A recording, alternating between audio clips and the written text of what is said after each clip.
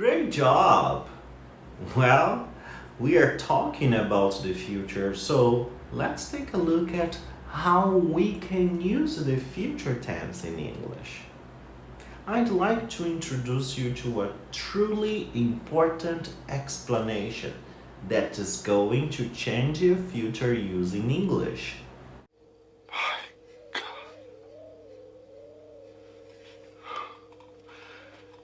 Do you know what this means?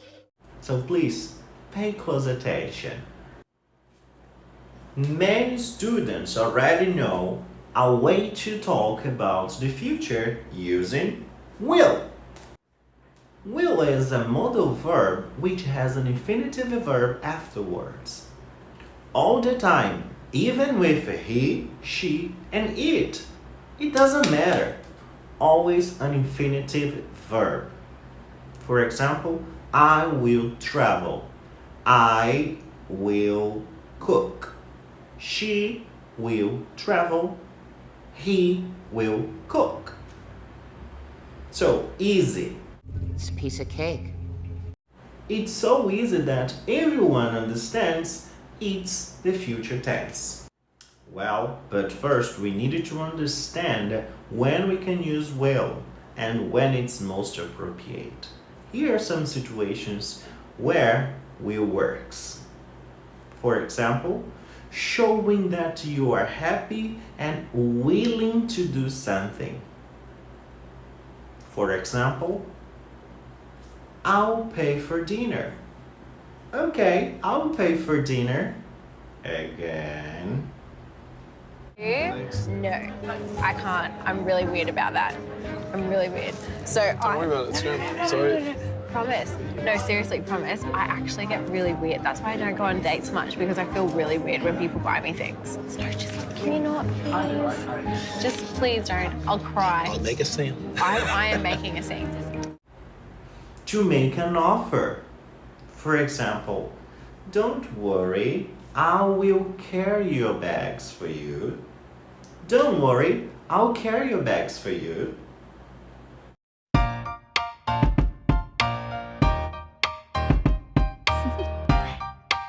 Do you want to know?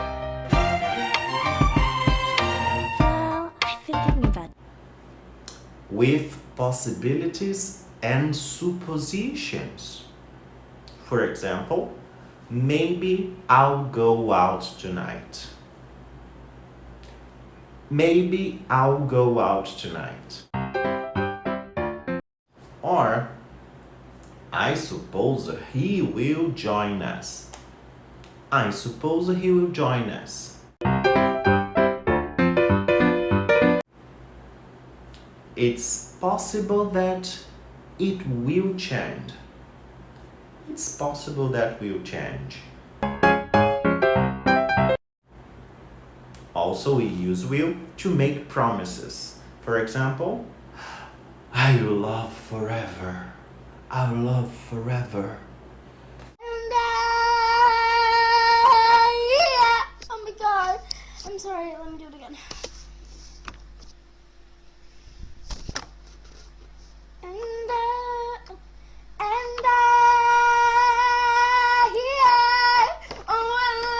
Will always love you. 1 hour later. Love you. And I will. To express beliefs. Do you think you pass your exam? Do you think you pass your exam? Or, I think you'll be fine. I think you'll be fine. And use it to show your determination to do something. For example, I'll win the lottery next year. Now, maybe this year. Yeah, I'll win the lottery this year. Look, a year's salary right here. What I call them? Fun coupons. See that? A fun coupon. Come on, Sloop John B. That was will. But I would like to talk very quickly about shall. Shall is used in offers or questions. we don't use shall in modern English for giving commands, right?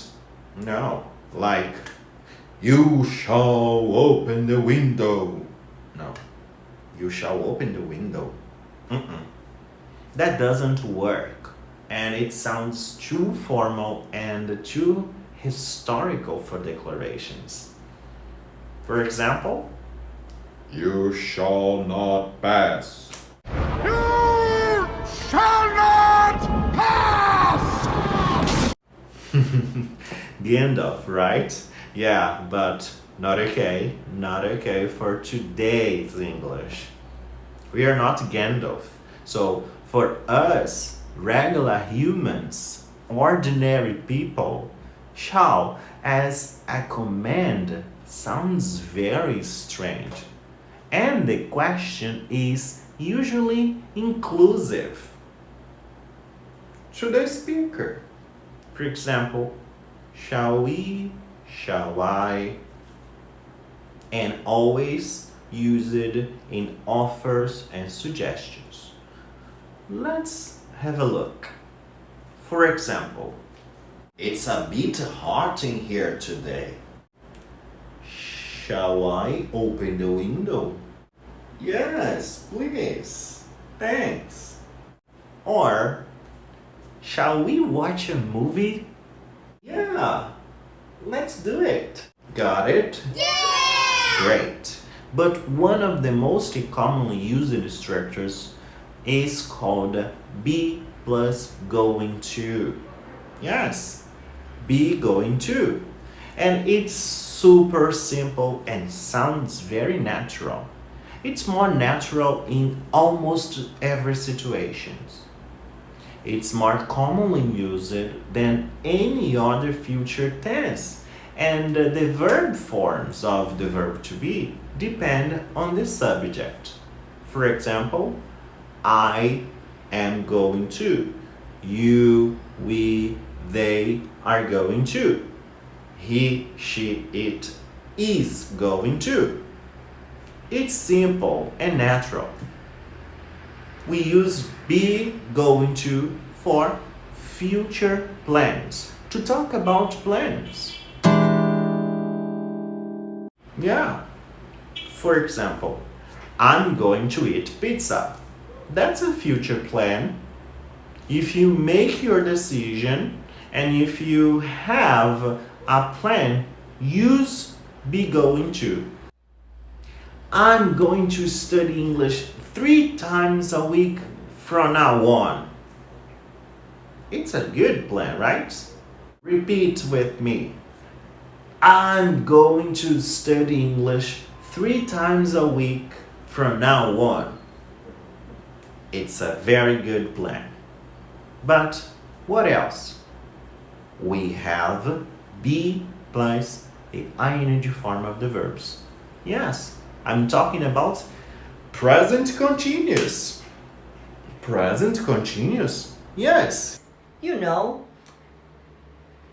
Present continuous? Yes. You now have the ability to add more certainty to your plans. You've made your decision. You have a plan. And it's 100% definite. It's not going to change. Well, maybe it will change, but in your head, for the moment, is 100% sure, certain. For example, you're walking to the supermarket. You are thinking, I'm going to eat pizza tonight. That sounds a good plan, right? That's a good plan. You go to the supermarket and you buy a pizza. Now it's definite. It's a definite plan. All right? I want you to see what happens to this sentence. I'm going to eat pizza tonight. It's a great plan. And that's fine. I'm eating pizza tonight. Be plus ing, present continuous. So that is 100% certain that this plan will happen. Another example. Are you coming out tonight? Nah, I'm staying home. I'm eating pizza and I'm watching Netflix and chilling.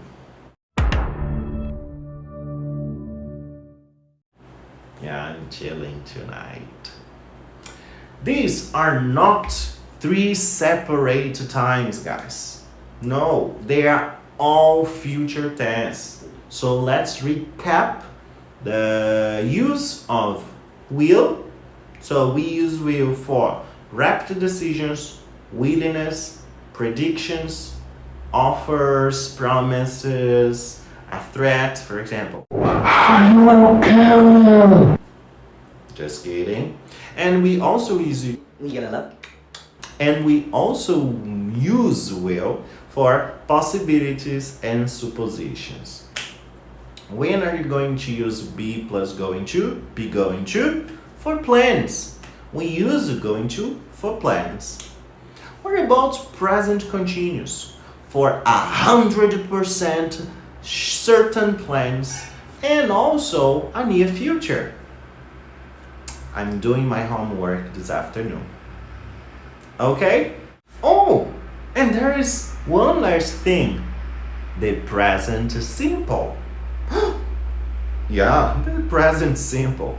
We know the present simple from everyday actions. But when you're talking about schedules, timetables, your flights, your trips, you can use the present simple.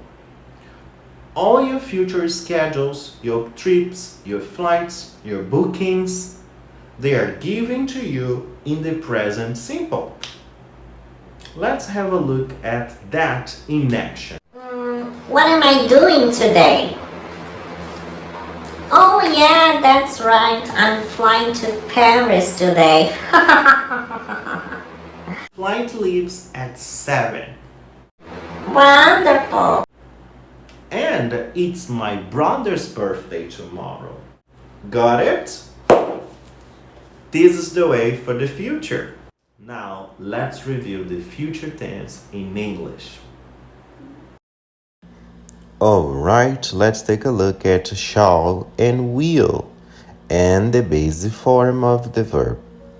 We use this form for things decided on the spot. They are not fixed agreements, and they are unsure. We needed to pay attention to shall because we only use the shall in questions with I and we. Shall I help you with that? Shall we go for a swim? We use will in all other situations. I will take the bus. He will listen to me. We will make dinner. They will drop by. Let's look at questions with will. Again, we use the basic form of the verb. Will he put up his tent?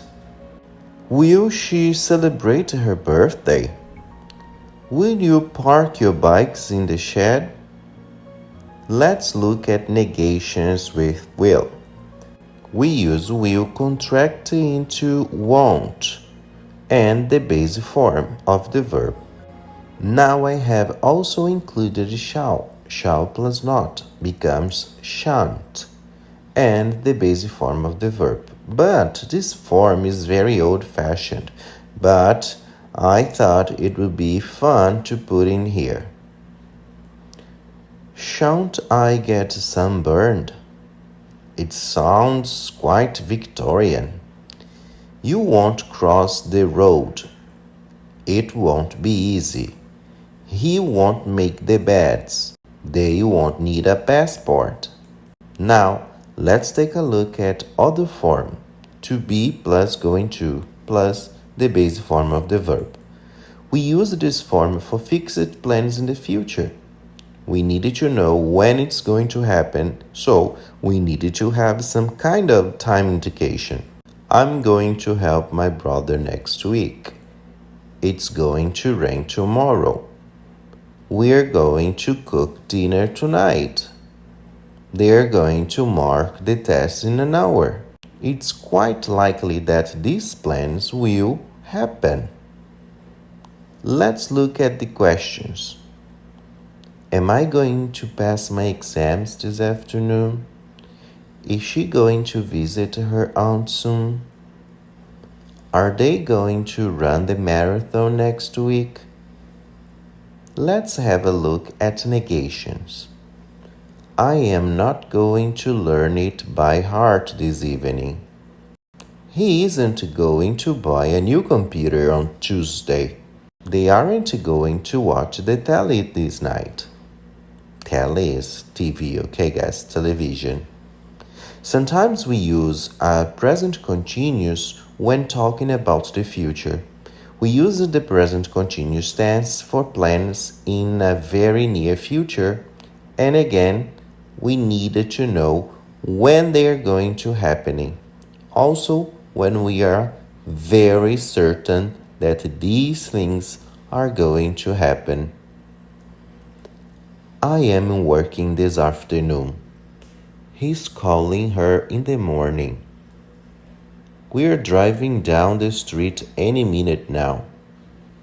Sometimes we also use the present simple for the future, especially for fixed schedules. The lesson starts at 8:30. The bus arrives at 10 o'clock. The train departs from platform B. Well, guys, I hope you have understood our class today, and I want to see you all doing the activities, huh? If you have questions, please write them down on our question and answer session section, and we're going to meet on April 15th. Do it. I want to see you there. That's all for today. Take care of yourselves and your families, and see you on Wednesday. Peace.